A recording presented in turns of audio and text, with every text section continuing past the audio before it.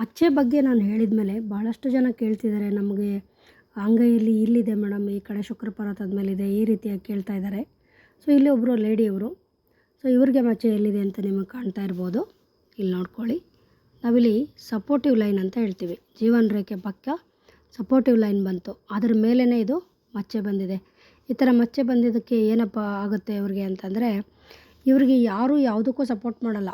ಅಂದರೆ ಕೆಲಸದಲ್ಲೂ ಕೂಡ ಸಪೋರ್ಟ್ ಇಲ್ಲ, ಮನೇಲೂ ಸಪೋರ್ಟ್ ಇರಲ್ಲ, ಗಂಡಂದು ಸಪೋರ್ಟ್ ಇರಲ್ಲ, ಹೊರಗಡೆ ಸ್ನೇಹಿತರದ್ದು ಕೂಡ ಸಪೋರ್ಟ್ ಇರಲ್ಲ. ಯಾರಾದರೂ ಸಪೋರ್ಟಿಗೆ ಬಂತು ಅಂದರೆ ಅವ್ರ ಮೇಲೇ ಆಪಾದನೆ ಬರುತ್ತೆ.